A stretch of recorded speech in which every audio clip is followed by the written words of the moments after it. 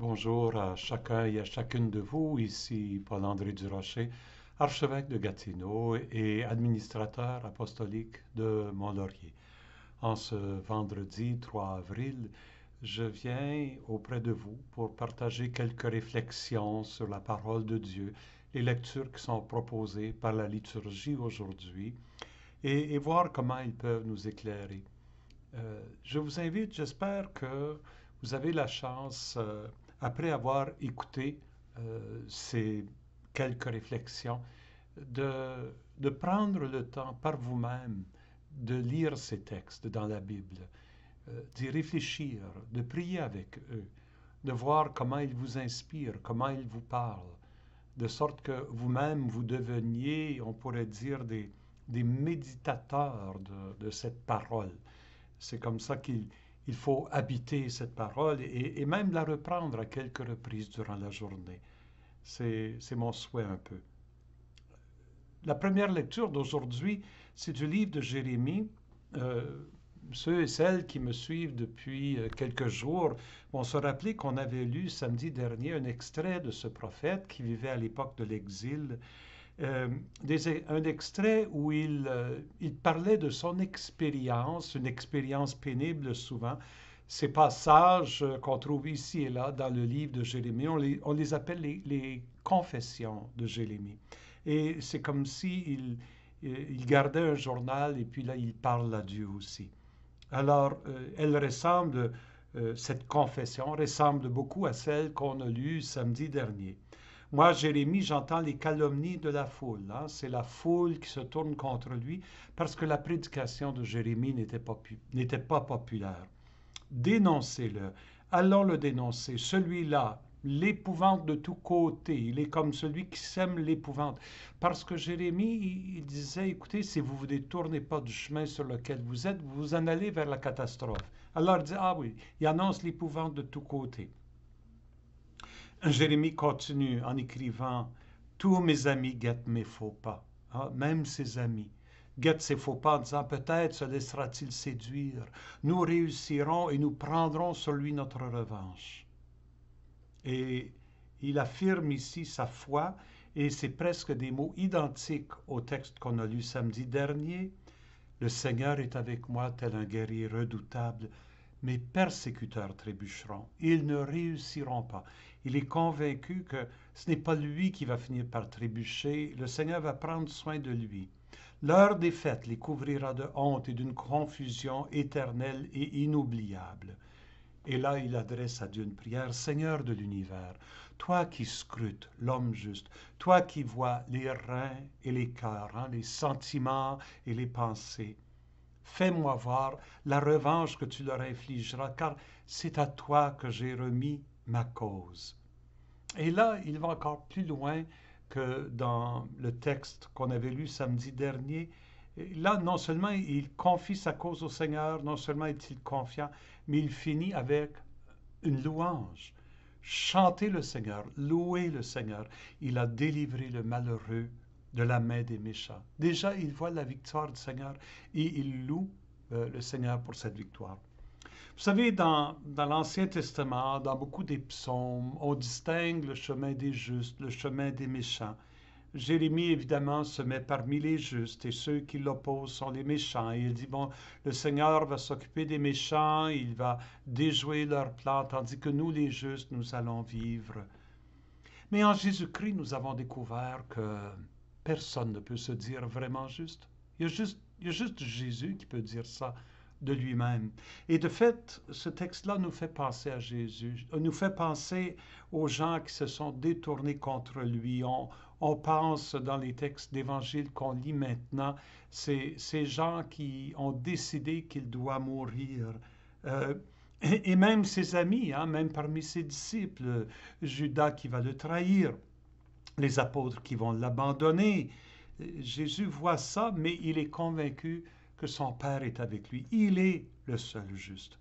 Et c'est lui qui remet sa cause au Seigneur. Nous, il faut dire que dans nos cœurs, l'injustice se mêle avec la justice. On ne peut pas dire, moi je suis juste, l'autre est injuste. De fait, justice et injustice sont en moi. s'il y a un conflit, il est en moi, ce conflit-là. J'ai des moments de grande générosité, puis j'ai des moments de grand égoïsme. J'ai des moments d'humilité vraie, j'ai des moments d'orgueil terrible. J'ai des moments où j'ai confiance, j'ai des moments où je désespère. Et peut-être dans les moments que on est en train de vivre présentement, il arrive que des fois, ce côté négatif-là, il prenne le dessus. Hein? C'est là où il faut se tourner vers le Seigneur. Seigneur, toi qui scrutes, pas juste l'homme juste, toi qui me scrutes, tu vois mes reins, mon cœur. Tu sais, surmonte le mal qu'il y a en moi, Seigneur. Aide-moi à surmonter ce mal-là. J'ai confiance en toi, tu vas m'aider. Et quand à la fin, je veux dire, chanter le Seigneur, louer le Seigneur, il a délivré le malheureux de la main des méchants. Mais de fait, il me délivre de ma propre tendance à me replier sur moi-même. C'est lui qui ouvre mon cœur. Réjouissons-nous chaque fois que nous posons un geste de bonté, un geste de générosité, chaque fois que nous vivons un moment de prière, c'est lui qui est en train de travailler nos cœurs. C'est son esprit qui nous renouvelle et qui nous libère de tout ce qui nous empêche de vivre profondément. Passons à l'évangile de Jean. Et ce texte ici, du chapitre 10, versets 31 et 42, c'est un peu, on pourrait dire, le texte qui vient résumer tout le conflit que Jésus, toutes ces discussions que Jésus a eues avec ses opposants. Et, et hier, on a vu comment à la fin du texte, les Juifs voulaient le lapider pour avoir blasphémé. Et ici encore, le texte commence de la même façon. En ce temps-là, de nouveau, des Juifs, pas tous les Juifs, hein, ceux qui s'opposent à lui, prirent des pierres pour lapider Jésus. Et celui-ci reprit la parole. Il les regarde et il leur dit, moi j'ai multiplié sous vos yeux des œuvres bonnes. Hein, les œuvres, les miracles qu'il a faits, toute sa vie, ce sont des œuvres bonnes qui viennent du Père. Pour laquelle de ces œuvres voulez-vous me lapider? Il y a une ironie hein, ici. Qu'est-ce que j'ai fait de mal? Pour quelle bonne chose voulez-vous me lapider? Eux, ils répondent, c'est pas pour une œuvre bonne que nous voulons te lapider, mais pour un blasphème.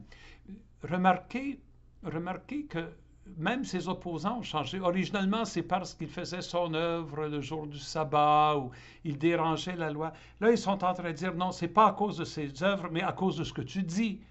C'est un blasphème. Tu n'es qu'un homme et tu te fais Dieu. Si vous vous rappelez de mon commentaire il y a quelques jours, il se fait Dieu. Et Jésus ne se fait rien. Jésus reçoit son être du Père. Il reçoit son identité du Père. Là, Jésus, la réplique, là, il va argumenter d'une façon presque rabbinique, une façon juive d'argumenter. Il va aller citer un texte des Écritures, pour nous, l'Ancien Testament. N'est-il pas écrit dans votre loi, dans l'Ancien Testament, j'ai dit, vous êtes des dieux? De fait, il cite un psaume où c'est comme si Dieu parle aux juges et dit, je vous donne la mission de juger à ma place. Vous êtes comme des dieux. Vous êtes des dieux. Donc Jésus, en citant cette phrase-là, il dit, l'Écriture les appelle donc des dieux. Ceux à qui la parole de Dieu s'adressait, Dieu leur parlait en disant ça. L'Écriture ne peut pas être abolie. Évidemment, quand l'Écriture dit vous êtes des dieux, l'Écriture n'est pas en train de dire sont l'égal de Dieu. Mais Jésus non plus ne dit pas qu'il est l'égal de Dieu. Il se reçoit de Dieu. Jésus continue. Or, celui que le Père a consacré et envoyé dans le monde, il parle de lui-même. Celui que le Père a consacré, on pense au baptême lorsque l'Esprit est descendu sur lui et envoyé, l'Esprit l'envoie dans le monde. Celui-là, vous lui dites, tu blasphèmes parce que moi je dis, je suis le Fils de Dieu. Si je ne fais pas les œuvres de mon Père, alors croyez-moi pas. Mais si je les fais, Même si vous ne me croyez pas, croyez les œuvres. Jésus est en train de dire, regardez ce que je fais. Vous avez de la difficulté à accepter ce que je dis. Regardez ce que je fais. Peut-être elles vont vous aider à comprendre ce que je suis en train de dire. Si vous regardez les œuvres, vous reconnaîtrez, et de plus en plus, que le Père est en moi et moi dans le Père. Jésus ici est en train d'exprimer cette profonde union qu'il vit avec le Père en tant que Fils. Vous reconnaîtrez de plus en plus. De fait, cette phrase-là, elle n'est pas juste pour ses opposants à ce moment-là, elle est pour nous. Si nous prenons le temps de contempler Jésus, c'est ce que nous faisons ces jours-ci en réfléchissant à ces textes, en méditant ces textes ensemble. Si vous prenez le temps de regarder ses œuvres, de le contempler, nous allons reconnaître, nous aussi, que le Père est en lui et lui dans le Père. Nous allons découvrir qui est Jésus et son identité profonde. C'est le but de l'évangéliste Jean, de mener les lecteurs à cette connaissance de Jésus. Mais à eux, leur réaction, enfermés comme ils le sont, eux cherchaient de nouveau à l'arrêter. Il échappa à leurs mains. Et le texte d'évangile finit, il repartit de l'autre côté du Jourdain, à l'endroit où au début Jésus baptisait, et au début Jean baptisait, et il y demeura. Et beaucoup vinrent en lui en les déclarant, Jean n'a pas accompli de signe, mais tout ce que Jean a dit de celui-ci était vrai. Et là, beaucoup crurent en lui. Alors là, on voit les Juifs qui croient en lui. Il y a des Juifs qui sont opposés, il y en a qui croient en lui. Cet épilogue, on pourrait dire, de ce petit extrait, c'est un temps d'arrêt dans l'évangile de Jean, parce que la prochaine scène, ça va être Lazare qui meurt et Jésus décide de revenir. C'est là où les apôtres vont dire, non, non, il ne faut pas y aller, on s'approche de Jérusalem, ils cherchent à te faire mourir. Jésus dit, allons-y. Et de fait, suite à la résurrection de Lazare, ça va être là où le Sanhédrin va décréter la mort de Jésus et là va commencer la semaine sainte pour Jésus. Alors, ici, on pourrait dire c'est comme une pause. Et où est-ce que Jésus va? Moi, je trouve que c'est un petit détail, mais important. Il retourne à l'endroit où, au début, Jean baptisait, au tout début de son histoire à lui. Le lieu où il a été baptisé par Jean. Oui, le lieu où l'histoire a commencé. Et les gens qui viennent se rappellent de Jean, en disant, mais Jean, il n'a pas accompli de signe, mais il a dit des choses à propos de Jésus.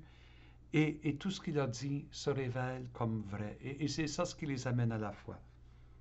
Revenir au début, là où Jean baptisait. Est-ce que le carême, c'est pas pour nous le temps de revenir au début, c'est-à-dire à la source, notre propre baptême? Parce que dans notre baptême, sacramentellement, nous avons été unis à Jésus. Nous avons été plongés dans sa mort pour ressusciter avec lui d'une vie nouvelle, une vie éternelle qui déjà est commencée en nous. Et comme le carême, c'est le temps pour ceux qui se préparent au baptême, à vivre leur baptême, pour nous qui l'avons été, c'est le temps de retourner à la source, de retourner au début. Je ne peux pas m'empêcher de penser à un poème de T.S. Eliot, un grand poète britannique, anglais, qui, dans un de ses grands poèmes, Little Gidding, vers la fin, il dit ces mots, une traduction française que je trouve très belle, que je vous lis, je l'ai imprimée, je ne la connais pas par cœur. Nous continuerons le voyage, et au bout de l'exploration, touchant l'originel rivage d'un savoir neuf, le connaîtrons. Je reprends ça. Nous continuerons le voyage et au bout de l'exploration, touchant l'originel rivage d'un savoir neuf, nous le connaîtrons. D'un savoir neuf, nous connaîtrons cet originel rivage. Il y a quelque chose de très vrai dans ce qu'il est en train de dire. Dans un sens, la vie, c'est une grande spirale. Nous revenons toujours à l'origine, mais à chaque fois que nous revenons, nous le redécouvrons comme de nouveau. Nous redécouvrons que le passé et l'avenir et le présent se conjuguent dans cet originel rivage. Pour nous, c'est le baptême.